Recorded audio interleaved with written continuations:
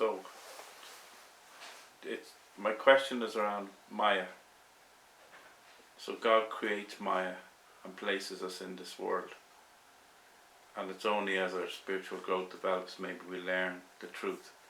But up till that point, there's suffering. And it seems to me from time to time, even to watch other people suffering, it seems like a cruel thing that God has done. So the 7th chapter of the Bhagavad Gita will tell us, will adjust things. Why? Because it's in the 7th chapter that Krishna promises us to tell us everything, to give us the whole totality of knowledge. When we have a partial view, then we tend to interpret God in this theological way, that God is some kind of ruler of the universe that dictates cruelty to us, arbitrarily punishes us, arbitrarily puts us through a great deal of suffering, and creates this world of Maya for our inconvenience. So this is, of course, a misunderstanding of what it is. It's more that because we don't know the truth, we can see if Krishna teaches us it. When do we read that book? We don't read it when we're 2 or we're 7. We find that out later in life unless our parents teach us. And many parents find out long after their parents the truth of this teaching. So it's not that it's cruel, it seems cruel not to have informed us on the way in. Or we could look at life more in an evolutionary way and see that the whole of the universe is evolving in a certain way.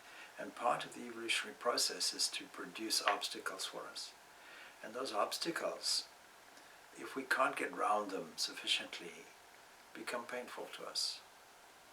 So it's the way we view the world, the way we take the world, and it only occurs really in evaluation terms at the human level. Because at the other organic level, there's no evaluation whether this is painful or pleasurable or good for us or not, you know. The law of the jungle is the law of the jungle. And we learn through our experience and the inherent intelligence that is coming through. And it's important to understand what this Bhagavad Gita and other scriptures are saying.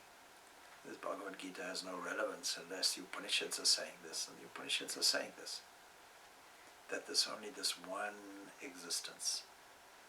You see how Sri Krishna tells us in this chapter, I have a twofold nature. He doesn't say God has a twofold nature. He's identifying himself with that supreme. He's standing in a position of a cosmic mind, a personal God. And even beyond that, as it were, Ishvara, the Lord of the universe.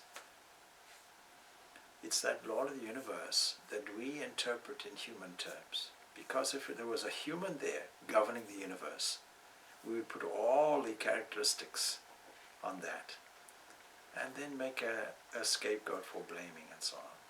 So primitive people did that, and early religion does it. It's a starting point.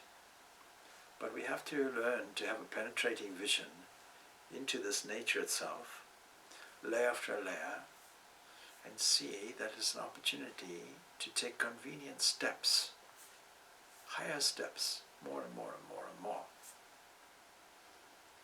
If you ask a question such as, why is this Maya in the first place? Why do we have these characteristics of hiding and projecting and also revealing?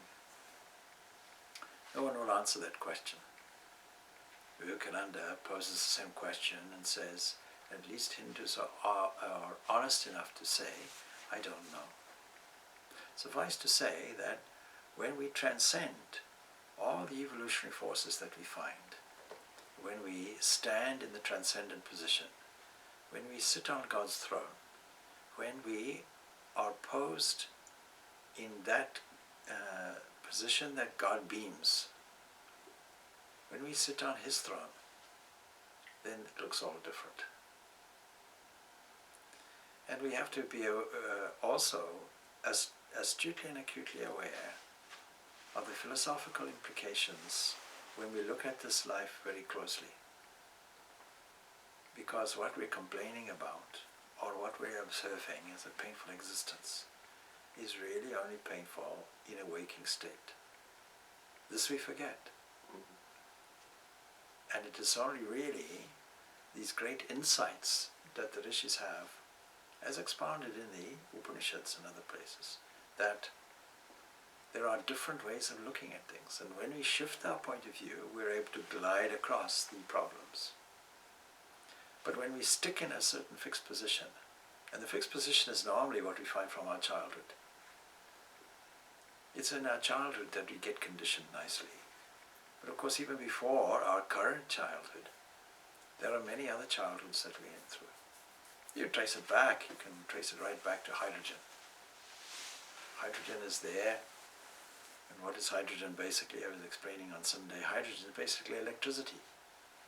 The materials of this physical universe comprise electricity and a force that acts on it. Electricity gets converted ultimately to mass. Mass impinges on a gravitational field called space, and that creates a gravitational effect for us. All these work together in such a way that at the end of the day we find conscious man. And beyond conscious man, we find man as consciousness himself. And when that realization of consciousness arises, then all these issues disappear. So it's as if we are walking through a dream we take incredibly seriously, not noticing that in any film that is capable of evoking any kind of feelings, such as a tragedy evokes sadness for us and creates tears, we forget that the structure of the drama is against a background of cardboard with lights and a director's chair saying action, cut. And actors trained in it, and they have to learn their lines. They didn't know that before. They have to study a role and enter into that role, and as much as possible identify it, but still retain the knowledge of who they are, the actor. But they know it's not real. That's Yes, the they difference. do. I didn't know. Yeah, but you will. Oh, I know now. Yeah. I didn't know then, and I suffered. They don't suffer. No, they all suffer. Well, not as actors, they don't suffer. Well, as people they suffer, of course, and the analogy is defective, as all analogies are. So we're saying that we are the unblemished actor. See? But when we get mixed up with the role and part, we no longer seem to be unblemished. We are now blemished because we're mixed up with all these things, with all the parts, mixed up with the drama. So take it like a game. Now you may say, but why should a game be so painful? And I'll acknowledge that. But the pain is in contrast to the other side of it, and it's the pain that results in the struggle. And when you look at purely the biological aspect of evolution, and say the two principles are their natural selection, which involves a struggle, and random variation is what the two components are in the normal kind of scenario in biology. I don't think, of course, we don't think that there's random selection. I think the yogis have a much better understanding of it, that it is a flow theory, that is, that things are flowing. So the divine glory is continuously flowing. There are obstacles in the way, naturally. A bit like snakes and ladders if you play that game. And you go up, and then you hit a bad dice and you come down, or you hit a certain snake and you come down. You hit a ladder and you go up. Snakes and ladders is what life is about. It's a game of that. A game of dice and snakes and ladders. The dice aspect of it is an indeterministic aspect that the whole of nature has. And the conscious movement is a deterministic aspect that involves will. How else will we learn the ingredient of strength if life is easy? How will we learn compassion if life is always blissful? How will we learn perfection in the face of if there's no defects? These contrasts are always necessary. So good and evil, as interpreted by us, virtue and vice, are all necessary components, just as light and darkness are necessary components. And the way it's expressed are through these evolutionary forces that we'll come across here now, mentioned many times. And these we call guna. Guna means something that binds. We're discussing this also when we discuss Patanjali Yoga Sutras on a Sunday. But are they really binding things? Or are they just ephemeral? Will they just dissolve and disintegrate when they are found out, as it were?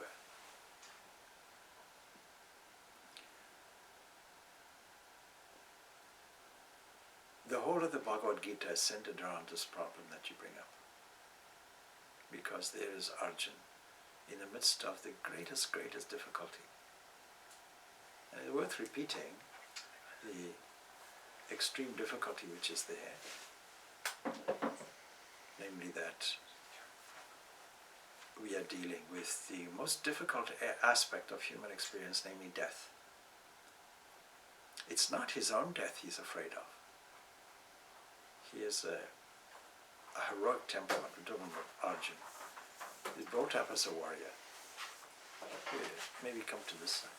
So we even it up.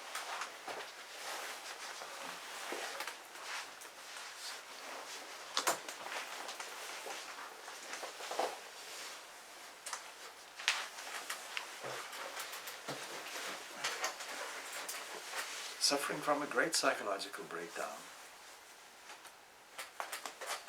I think it was one of the classes anyway, I'm never sure which, or probably on a Saturday yoga class, I asked the people, I said, who is the greatest psychologist in history? And of course the standard answer would be Freud or Jung or something like that. Somebody said Buddha, that's fine. But of course, even older than Buddha, going back more in the depths of historical accounts, we find Krishna there. In the face of somebody that suffers from literal nervous breakdown, concerned about slaughtering, in the context of a righteous war, slaughtering those in front. Not just anybody, that's happened many times, it's his duty. But those people who he grew up with, those people who tutored him, those people who revered grandsires, this is the context that we repeat continuously about this Srimad Bhagavad Gita. And yes, yet it's a song, it's a Gita, a glorious, glorious account of life. It can be your life, it's my life, it's everybody's life, because we all go through this aspect of pain. That is why the Vishada Yoga, the yoga of Arjun's misery or pain, see, is there. His despondency, his depression, his negativity. So Arjun Vishad Yoga, first chapter, it starts off with that. It starts off with a realistic picture that says, hey, this is life. But you can view it in a different way. We've just had Paddy's Day, St. Patrick's Day. The Irish are supposed to be clever in maybe a ruralistic way. There's a rural Irishman who managed to get to heaven because he led a very good pure life. But unfortunately, heaven now becomes a very crowded area because a lot of people now going in, there are 7 billion people now trying to get there. And so you have to pass an examination. So traditionally, St. Peter is the one that sits at the gate. There are variations in different cultures about it. Yum sits at the gate, or St. Peter, whatever, and says, look, just a few simple questions. And I'll give you some time to think about it since you're an honest man. And if you can think about these questions correctly, then your place is assured here. And Patty thought, well, things were tough on earth now. Look, it's a bit tougher here now as well. Anyway, what are the questions? So, how many days of the week begin with the letter T? He scratches his head and thinks about it. He says, don't answer me now. You can go away and think about it. Next question. How many seconds are there in the year? He says, I never was good at mathematics. Let me think about it. You have any calculators? Unfortunately, Patty, no calculators. But the third question is very important and probably the most difficult of all. You're entering into this realm and you need to know what is God's reverential and personal name. The name by which all the angels, all the Gandharvas, all the celestial beings call this great ruler of the universe by his most endearing personal name. What is that? He goes away and thinks about it and comes back very, very excited. I say, yeah, I have all the answers to all the questions. All right. First question. How many days do we begin with the letter T? He says, that's easy. There are 2 days that begin with the letter T, today and tomorrow. He says, well, that's fine. Yes, we can't argue with that, you see. Different way of looking at it, which is still accurate. All right, Patty, now you weren't very good at mathematics. Tell me now, how many seconds in the year? He says, that's easy, 12 seconds in the year. 12 seconds, Patty? I don't think so. He says, yeah. There's January the 2nd, February the 2nd, March the 2nd. What about the 22nd? All right, but then what's God's personal name? He says, that's the easiest of them all. His name is Howard. Howard. Yes, yes, yes. Even the Lord says so in the Lord's Prayer, Our Father who art in heaven, hallowed be your name. So things are not quite what they seem. But you see, we glide across problems. It's a funny story, but we glide across these so-called problems when we look at things from a different way, and we have to learn the art of shifting our perspective. And this chapter, 7th chapter, starts off a whole series of understanding life from a poet's point of view. Upanishads tell us that God can be viewed as a kavi, a poet, which means that this whole universe is poetry. If we think of God as an artist, this whole universe is a glorious painting. But do we view it like that, or we distress the difficulties? That's the thing. And there are many difficulties, there's no doubt. There are difficulties caused by natural disasters in Mozambique, Zambia, and places like that. At the moment, there's a certain cyclone, and that has caused distress in Zimbabwe. We have 83 people confirmed dead already, and a possible 200 children will be dead from drowning and so on. It's estimated about 1,000 people overall will perish. So, these are natural disasters. This is nature. If we were other species, we wouldn't really know about it. No, we would complain about it. There'd be no BBC News to tune into to tell us these things. But then, of course, there are this inhumanity, man's inhumanity to man. Look at what we're doing also to the planet. Man's inhumanity to man. Man is the only species now that has managed, as a group, to affect their own global environment. That's what caused the storm in Zimbabwe. I don't know, but look at what we learn on the positive side. Progressively, through eons of time and through eons of species. That's the point.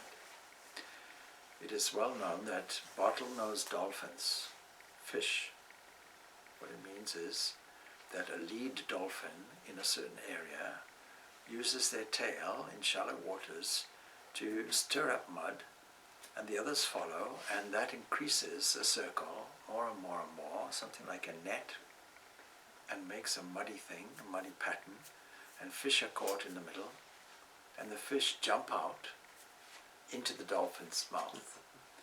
What a terrible thing for the fish. What a glorious thing for the dolphin. This is life. Life is a mix of pain and pleasure, virtue and vice, pluses and minuses. opposites everywhere. And amidst that, we have to lift ourselves beyond it. This is our goal in life, this is our purpose, is to lift ourselves beyond that into a glorious union where we sit in a position where God Himself beams in a certain way. At that moment, all of these pairs of opposites go. This is described in this chapter as a lower Prakriti, a para Prakriti, and a higher one, para Prakriti. It is a combination of these two that act as a womb for all beings. So it's just as well just to review a few of the stanzas that have gone before.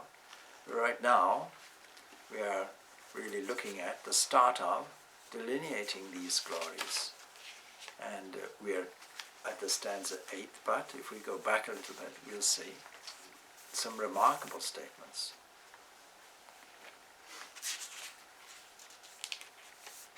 So, as I mentioned, know that these two, that is higher and lower Prakriti natures of all beings, this is the womb. That means it's the cause.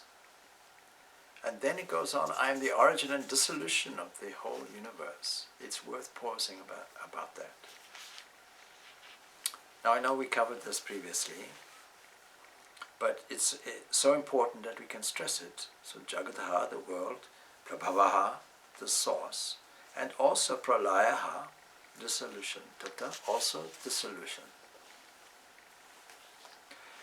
The whole endeavor in science always has been and continues to be an answer to the question, what is the origin of what we call the whole? The whole means the universe, as we understand it. In understanding cosmological models, many people go back to an event called Big Bang, but don't know what caused it, and don't know what the origin of it is. So you have a difficulty in any cosmological model to do with what is the origin of it and what is the creation. Creation means, where do we get the stuff from? And origin means, where does it come from? What is the original cause? So this is a head-scratching moment, but there's a reason why. This is a question mark hanging over science of all time, and particularly modern times. Because when you look at this from a science point of view, you're looking at the lower nature. And even the lower nature is not fully revealed. But there's a higher nature, spirit, that sits beyond all of that. And it is that really that acts as an impetus that creates a momentum, that makes things move, that seems to create a dynamic aspect. And it's also the material cause, what we call creation. And so this is stated here. I am both these things. These are my nature. My nature means these are things that belong to me. And then there is nothing whatsoever higher than me. There's nothing higher than God. And again, Krishna is putting himself in that position of a cosmic Lord. Now, this is sometimes very difficult theologically because people take statements like this in Christianity and in every religion that makes these similar statements and says, the historical Krishna is saying this, or the historical Jesus is saying this. I am the way, the only way. And therefore all the divisory schools of thought create many, many difficult problems and areas of exclusivity. But Krishna is not talking as a historical person. He's not talking in a human context. He's talking exactly in a divine context. There can be no mistake from this passage and other passages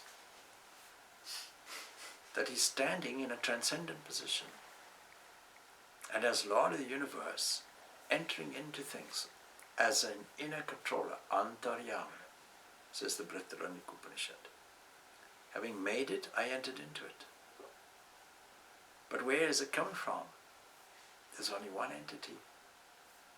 And so when you ask a question about Maya, Maya is difficult, or any of these related questions. How is it that we suffer, and so on? How is it that we didn't know it before and now we're only learning it now? Well, it's a bit like saying, how is it that a child going for the first time to school in kindergarten, who knows that an orange, one unit, plus an orange, another unit, makes a grouping of two oranges, but doesn't know calculus? You'll know calculus as time goes on if you're interested in that area, but you can't expect somebody who is crawling to walk, and you can't expect somebody who's just walking to run. So, where are we? What is our status? Are we not all in the infant stage? Have we not been told that of thousands of seekers? Of thousands of people, only a few seek, and of thousands of those who have the opportunity, only a few get the supreme knowledge or realization. So there's absolutely nothing higher. Mataha parataram. Mata, than me. Nothing higher. And then this beautiful, beautiful poetic statement, which gives us a saying, this sutratman. All of this is strung on me as rows of gems on a string. Let's look at it again from a sky watcher's point of view. When we look at stars and celestial bodies like this, and even when we look at the sub-level, subatomic level, we can see and identify individual things. What keeps them held together? What keeps the electron in close association and friendship with the proton? On the very outer limits, in a scalar proportions, if the proton is like a ball, then the electron is miles away. How does that relationship work, you see? At the planetary level, at the galactic level, galactic groupings, you can take any body you like. How is it that they're all working and fixed in a certain position, and that there are so many constants, over 20 constants, that are so finely tuned, is the saying, that the world operates in this way. Any change in the gravitational constant, things collapse. Any change in the electrical energy, things fly off. Things disperse into oblivion. So all of these things are running in what we call dharma, a way which is balanced, a way which is harmonious, a way that is meant to be. And it's no surprise that dharma, a balancing and harmonious and peaceful component, sits within the highest qualities of man. We can say that if we say, what is all this strung on, we might say space. Or we might say that it is space and time, a kind of warp and woof. It's like a woven cloth, space and time. This is the way Einstein saw it. And everything is strung like that together. And we can vary the terms. Akasha is sometimes interpreted as, in English, space. It's not exactly like that. We can say it's a kind of ethereal field, if you will, that penetrates everywhere. And the other week, we put all these categories on the board here, so that you understand these stepping stones. You can stand here and take a jump. You can take 24 jumps if you like, 24 categories being there, and come to a sound conclusion. But it's not an intellectual conclusion. It's a journey. And each level or layer is a penetration and becomes truer, becomes more profound and more joyful, until you eventually reach that essence. So, not only is all this strung on me as rows of gems on a string, but that entity is the foundation of it. A bit like an ocean where you find all these waves and variations.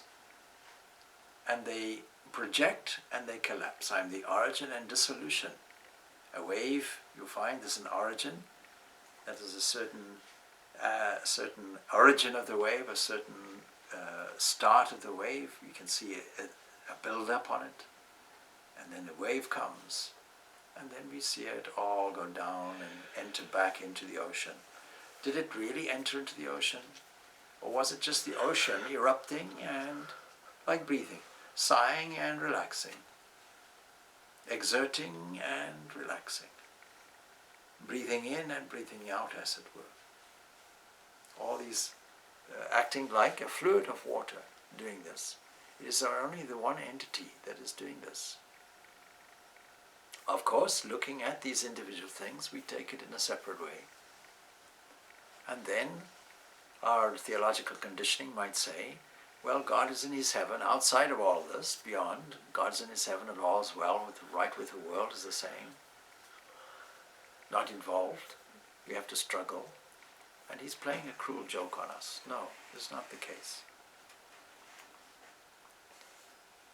He is playing on himself. This is from the Bhagavatam, actually. Krishna says, I'm playing this Leela, this play, on myself. It's not on you. If he was playing it on himself, Not if. he'd know. Not He'd if. know. Not if, because if you say if, you have to come up with an alternative. And there's no viable alternative to this. Okay, I'm using my human head, saying if he entered the world, why would he hide that from himself? It still doesn't compute in my human brain. No, because it's a play. Yeah. Because we have to shift these things, just as 2 days of the week are not necessarily Tuesday and Thursday, it's today and tomorrow. It can be like that. So we have to learn to shift these things until we get the right answer. What we described as the 20th elephant in other talks. We have to bring some creative aspect in. We have to look at it from this angle, that angle.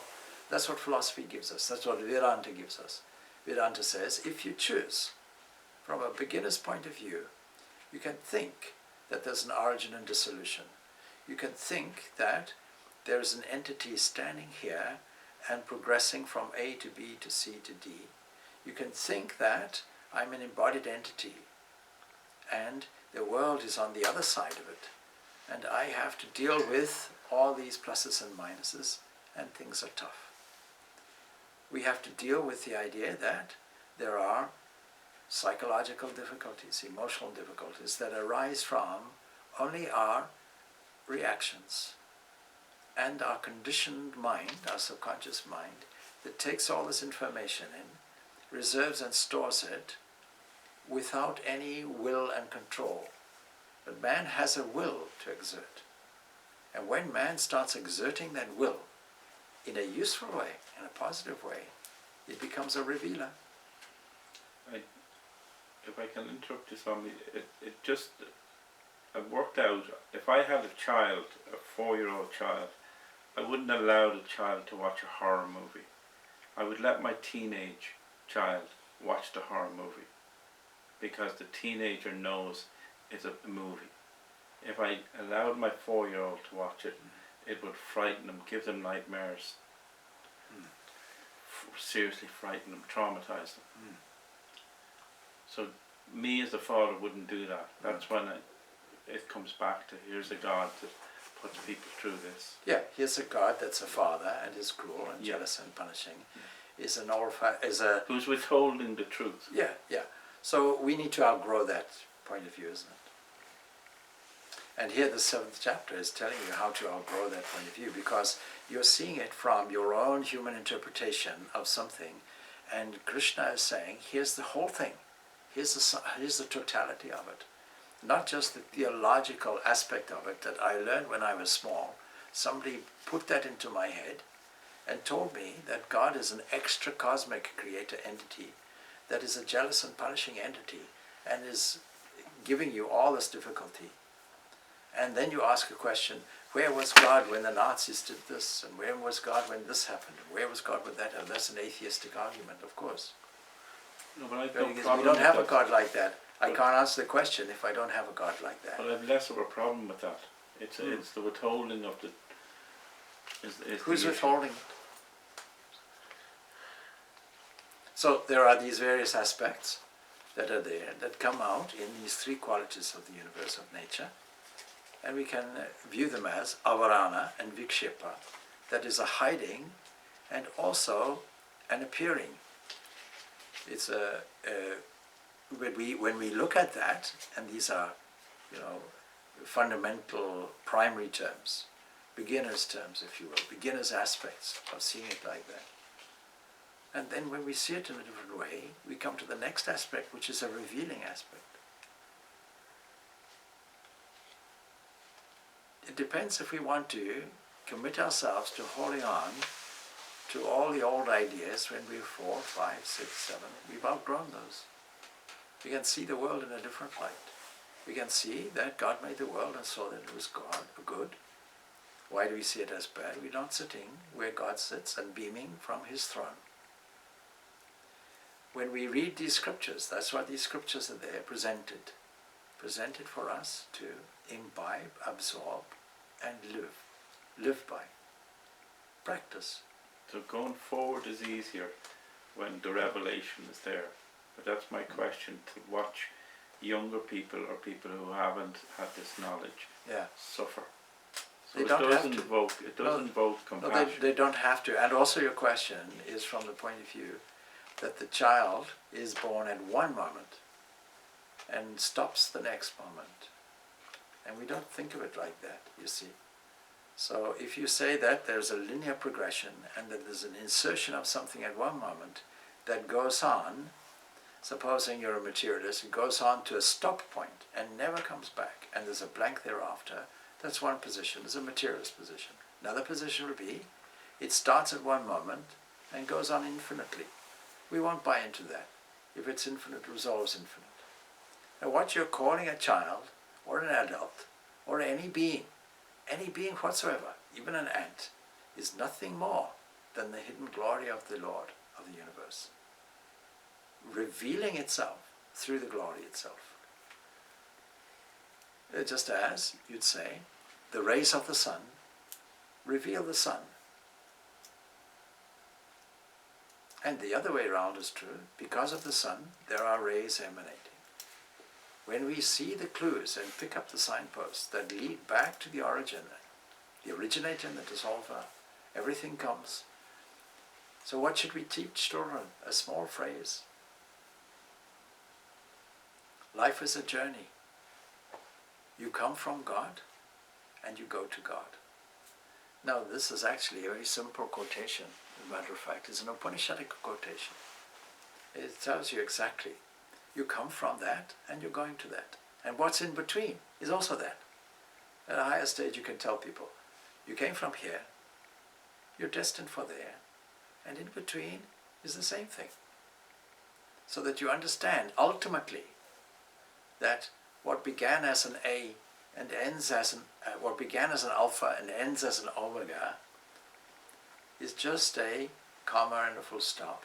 You had to go so many births, from hydrogen already, from stardust. So many births you took them, millions and billions and billions, until finally you arrived at an organic position and transcended even the dolphin phase, highly intelligent entity. An intelligence more highly tuned, more accurately, more reflected, until you find, there you are. This is just the reflection, and you are the original source, shining. That's the position. So we don't have to tell child the horror stories. We can tell a child the good things. But if you yourself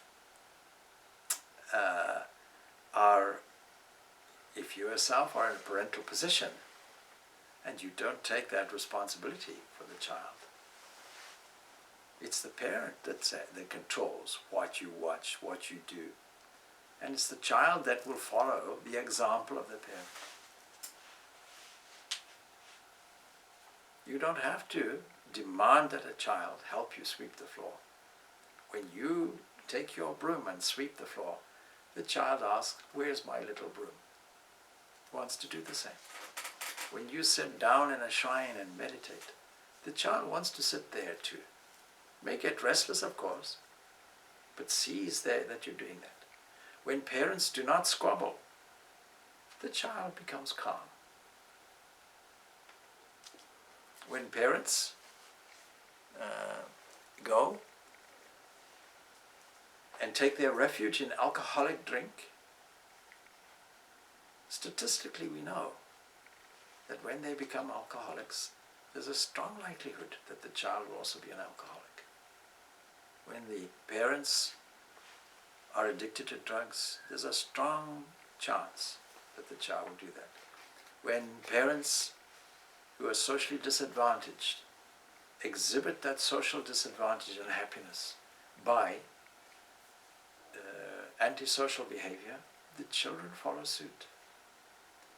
The children, not knowing any values, good or bad, plus or minus, hot or cold, will immediately take their environment, dominated by the parents and bigger people, and say, this is how life should be and this is how people should behave.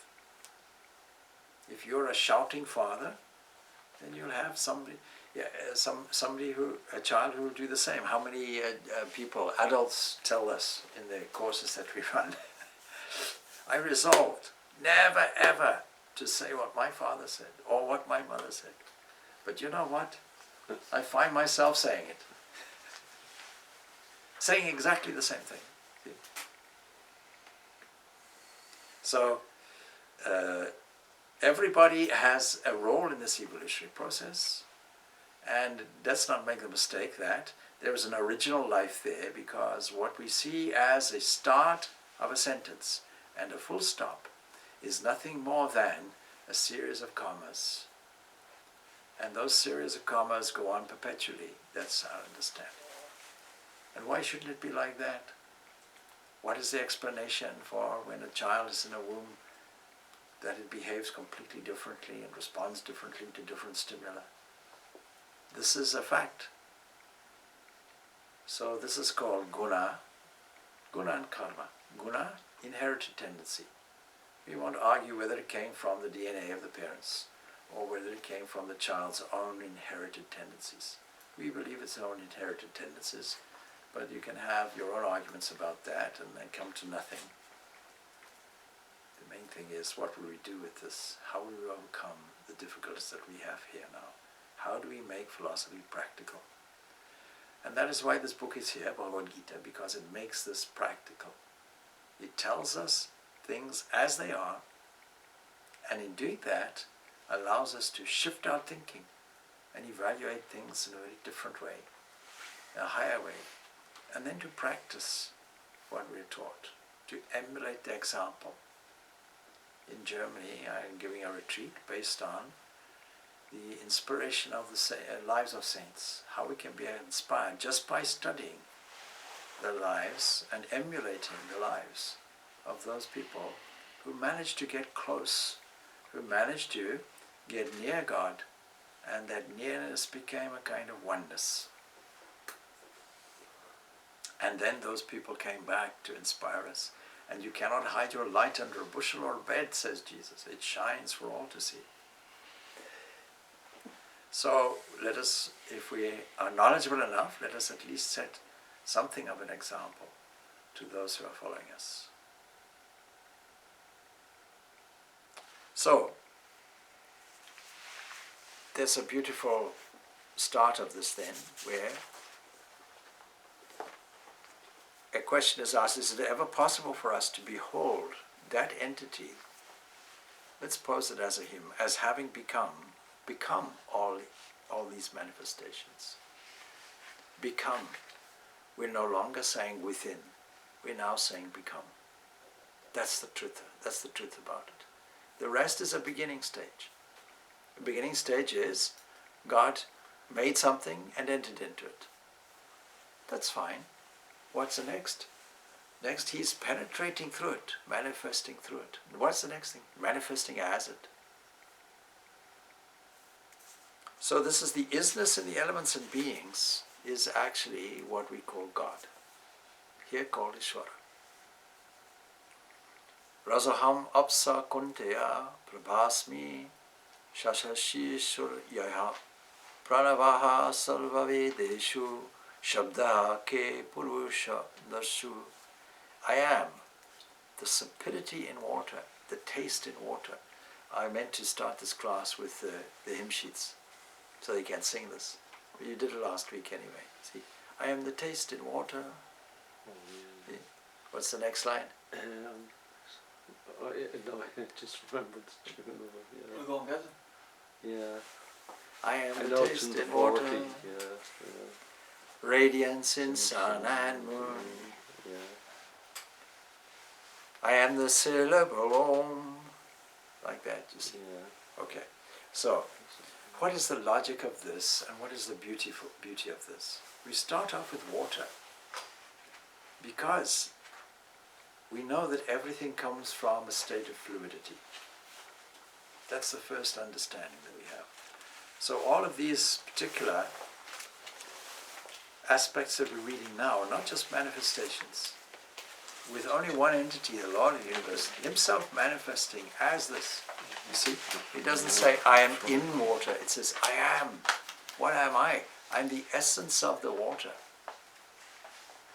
And when we find water there, in a cosmic sense, the cosmic waters are there.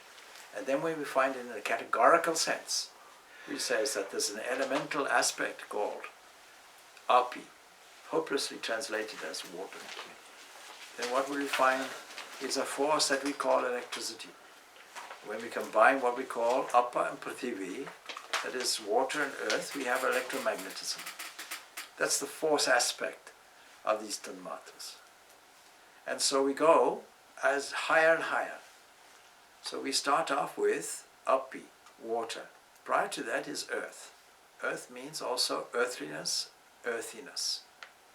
And water is associated with the taste. So the ability, the capacity to taste water, I am in that, says he. And then I am in the water that you actually taste. I am the essence of water, not only in you and in the capacity to taste, but also in what you taste. And without that, physical life doesn't happen. So we should worship water, because the Lord says, not I am in water. At some point he may say that. Just as a beginning to say, my child, have a look closely. Do you see me? Do you see that water is a flowing thing? Do you see it's a source of life? I am that source, I'm within it. But you know what? I'm the essence of it. I'm the internal aspect of it. I am the taste in water. And then all along he's referring to Arjuna as the son of somebody, the son in this case of his mother. So you're the son of this person because what are you? You are learning all of this. You're essentially a child of your mother, a child of nature, a child of mind. I was going to say, Swami, Yeah. in the Eucharist, the Christian church, and particularly in the Protestant church, they say, "This is my body and blood." That's, the Holy Spirit permeates both. Yeah. Because you see, when you take that, and Swami Vivekananda saw in that the whole principle of prasad. But when you take that, you see, it's a means of thinking, okay, so Lord, you are here. It leads you to a meditative point where you can imagine that that enters here without any change, because you can't chew it. And enters there, you can imagine it there radiating like a kind of light or sun in the heart. And then that's why they call it communion. So a communion, because it's an opportunity for you to commune. And then that communion can be so deep that you feel the oneness and you understand now that oneness. That's the idea about it. So the same thing. So, and then I am the radiance, you see, in the sun and the moon. Now, in the ancient days, people must have looked now, even now, it must be full moon or near to it. Yeah, very close. It's very Okay. close. So near Purnima. But you imagine now you don't have the advantage at all of modern science. And isn't it a remarkable thing? I often think that when you look at the moon, and when it's big, you can see all the characteristics of it. Supposing you look at it through binoculars, it becomes spectacular. And in Africa, It's huge. In many parts of the world it's like that. It's as if you can reach out and touch it.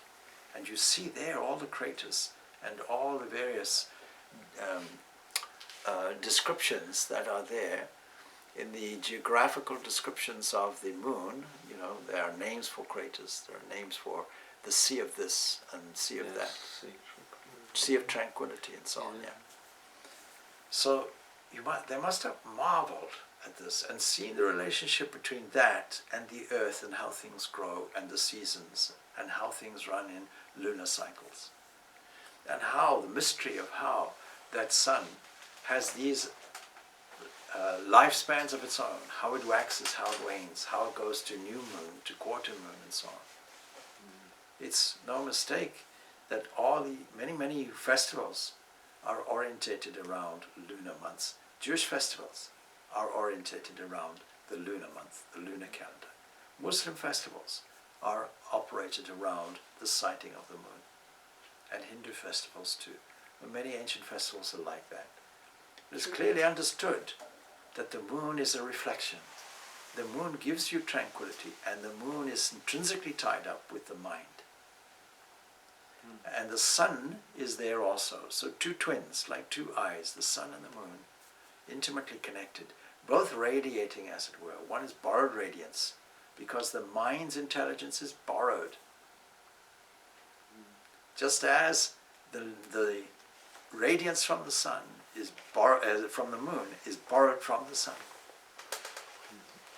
And that is why the moon is tied up with this idea. Lunacy, you see that term is there. And the idea of moon coming from mental and so on, all of that is there. And sun. So you're going from this element of api to radiance. Fire is a form of fire. Useful stepping stones now. This now becomes a meditation when you see the isness of everything is actually the Lord. I am the syllable Om in all the Vedas, the sound in ether and manliness in man. See, I am the syllable Om because all vibrations come from that. Om is the primordial sphota, is the first word. It's the word of John's Gospel. In the beginning was the Word. The Word was made flesh and dwelt amongst us.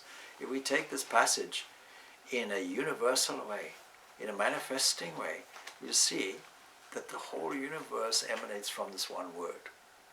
And it's no mistake that Plotinus, the originator of Neoplatonism, took this idea from his association with Persia and India and understood very clearly this idea of logos, this intellect, this cosmic intellect.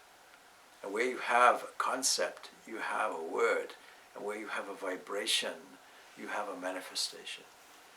So this syllable Om comes at the beginning of all the Vedas, and when you take all the Vedas, that is, the highest truths from everywhere, it condenses into this one entity, Om.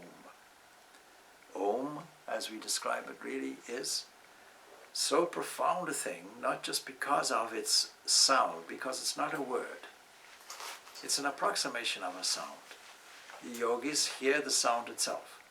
Our human approximation is Om, described by formulating the tongue in various positions, starting with a, where the tongue is in a kind of originating aspect, a kind of connection with a root, and then the final thing where the lips come together and the tongue is behind the teeth, that perpetuated. In between is a transition of and so we find this symbolizing not only all human speech and all sounds, and therefore all concepts,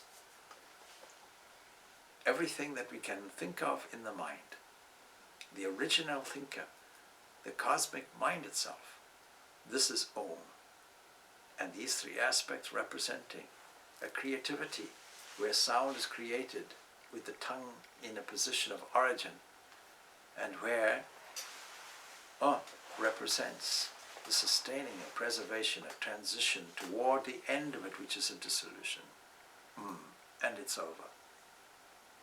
But there's a silence afterwards that indicates a transcendent aspect Then if you take the Mandukya Upanishad, there you'll find this 12 simple stanzas,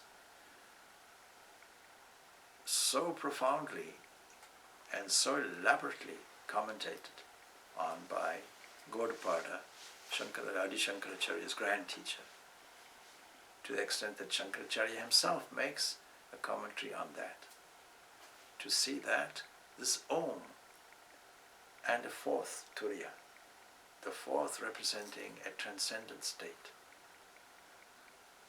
The other states of consciousness, up representing the conscious life, working, waking life, up representing dream and dreamless sleep. This is the whole range of your consciousness, the whole range of your existence is there. So I am that, says he. I am that original Sota. I am that Logos. I am the original vibration. I am the original product of a mind. I am the cosmic mind. In all the Vedas, that is, I am the supreme truth in all of this, that all the Vedas indicate. I am the sound in ether. I am the sound. Sound waves have to travel through a certain medium. Now you're going from this Api to this radiance, Agni, now to Om, and even before the Om, you find this Akasha, this aspect.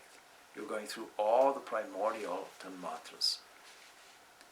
How do we get sound if it's not through a medium and through something that resonates with it, vibrates with it, and a brain that interprets it? I'm all of that.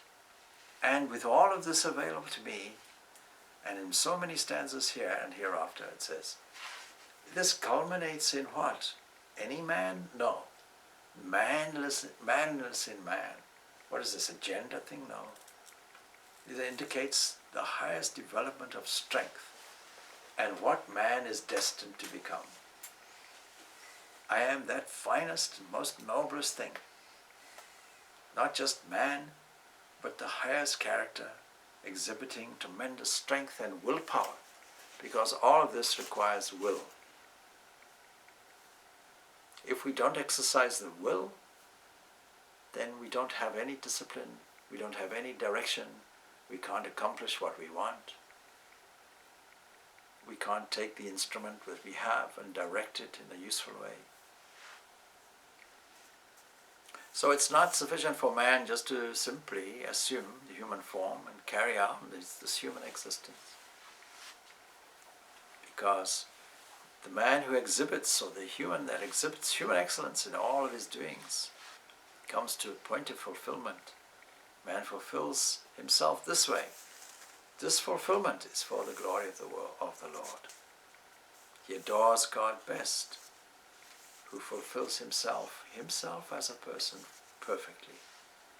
Then we go on with the poetry. Punya Gandaha Prithivyam Jate Jaschasmi Vibhavasho Jivanam Sarvabhuteshu Tapaschasmi Tapasvishu. Punya, sweet. I'm the sweet fragrance. I'm the sweet fragrance in the earth. In Africa, particularly, you'll pick it up. Yeah, I'll pick it up because I come from there. Just after rain, how sweet the earth smells. You take the earth not mixed up with any element, how sweet it smells. How earth is associated with the sense of smell. And in the position of the evolution of the Tanmatras, it is there.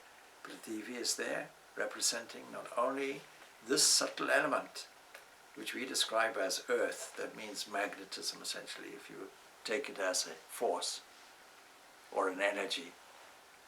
Then commensurate with that is the nose, and all smells and scents are there, and all noses are there to catch it.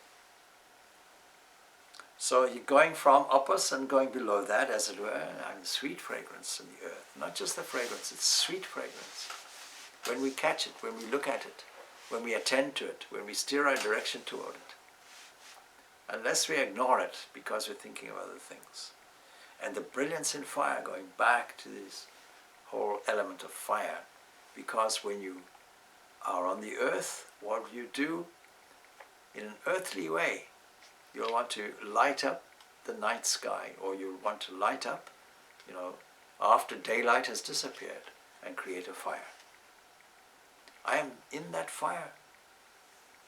So I am the sweet fragrance. I am the sweet fragrance in the earth, and I am the brilliance in the fire. Where does the fire is shining, the fire and the manifested quality of it. I am the brilliance in it.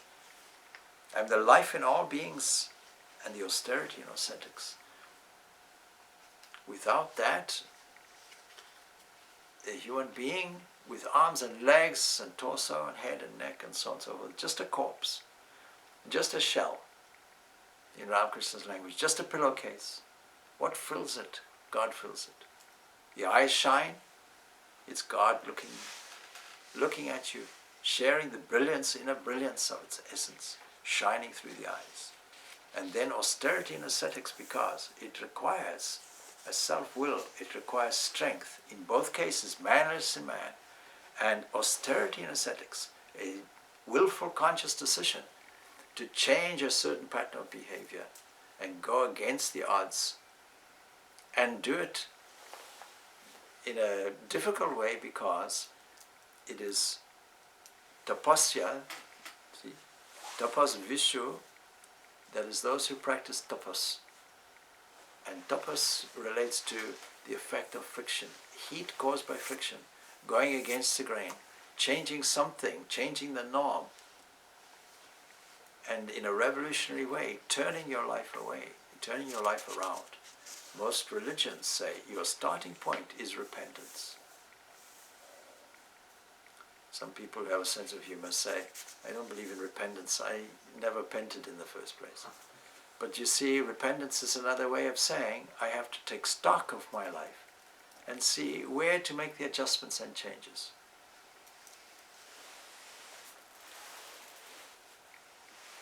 Oh, I see time has run out on us, so we'll just go a little bit further. So the next, from 10 to 12 now, goes into the excellence in beings, they come from God. All of this is worthy of meditation, subject matter essentially for meditation, and noticing these things and understanding. Well, you talk about God, where is that God located? Where can I find God? In all these things you can find it. We finish off here with the peace chant, Om Shanti Shanti Shanti, peace, peace, peace be unto all.